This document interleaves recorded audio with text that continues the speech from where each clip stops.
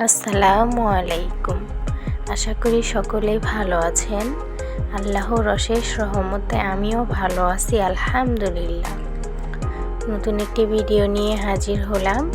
আশা করি আপনাদের সকলের কাছে অনেক বেশি ভালো লাগবে। ভালো লাগলে অবশ্যই লাইক, কমেন্ট, শেয়ার করবেন এবং চ্যানেলটি সাবস্ক্রাইব করে পাশে থাকবেন এবং কষ্ট করে না টেনে সম্পূর্ণ ভিডিওটা দেখবেন, যাতে করে আমার ওয়াচ টাইম পূরণ হতে সহযোগিতা হয়। দেশ এবং দেশের বাইরে থেকে অনেক আপু ভাইয়ারা আমার ভিডিও দেখেন, তাদেরকে জানাই মন থেকে অনেক অনেক ভালোবাসা ও দোয়া। তো আজকে আপনাদের সাথে শেয়ার করছি ঝরঝরে ক্রিসপি জর্দা রেসিপি। আসলে এই জর্দাটা আমার কাছে খুবই বেশি মজা লাগে, খুবই পছন্দের একটা খাবার। তো সেই জন্য আর কি ভাবলাম আপনাদের সাথে একটু শেয়ার করি। আমি কিভাবে জর্দাটা রান্না করি সেটাই আপনাদের সাথে আর কি শেয়ার করছি। তো প্রথমে আমি ঘি দিয়ে আমি সেমাইটাকে ভেজে নিয়েছি হালকা করে। তারপরে ঘি আর তেল দিয়ে এখন পেঁয়াজটাকে ভেজে নেব। এখানে ঘিয়ের পরিমাণ খুবই কম দিয়েছি, কারণ ঘি সবসময় সবাই পছন্দ করে না, এই জন্য একটু কম দিয়ে নিয়েছি। তো এই যে এখন ভাজি করে নিচ্ছি, এটাকে খুব বেশি ভাজি করতে যাব না, এটাকে একটু ভাজি করে নিলেই হয়ে যাবে। তো এখন আমি তেজপাতা, দারুচিনি, আমি এলাচ অ্যাড করে নিই। এলাচটা আমি এখান থেকে স্কিপ করেছি, তেজপাতা দিয়েছি আর দারুচিনি দিয়েছি। এখন দিয়ে দিলাম পরিমাণ মতো দুধ।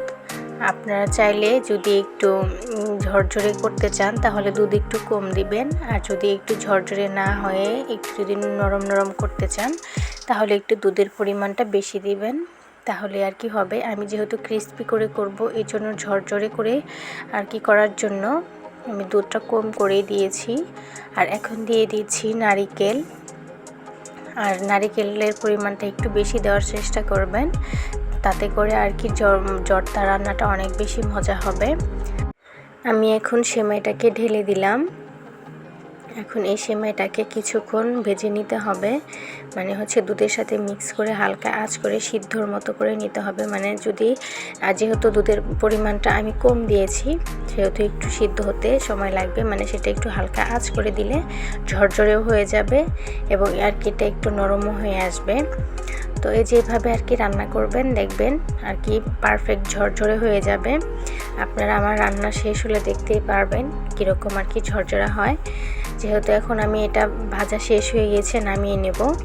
এই জন্য এখন একটু ফ্লেভারের জন্য আমি ঘি অ্যাড করে দিলাম। এভাবে আর কি ঘি অ্যাড করে দিলে এখন আর কি নামানোর পরে একটু ঘ্রাণটা থাকবে, এই জন্য আর কি ঘি অ্যাড করা। তো আমার ফাইনালি দেখুন ঝরঝরে ভাজা হয়ে গেছে, এটা কিন্তু খুব দলা পাকে রয়নি, এটা খুবই ঝরঝরে হয়েছে। আপনারা এইভাবে কিন্তু বাসায় ট্রাই করতে পারেন, অবশ্যই কিন্তু ভালো লাগবে। আর কেমন লাগলো সেটাও কিন্তু আমাকে কমেন্ট করে জানাবেন। তো সকলেই ভালো থাকেন, সুস্থ থাকেন, দেখা হবে অন্য একটি ভিডিওতে। আসসালামু আলাইকুম, আল্লাহ হাফেজ।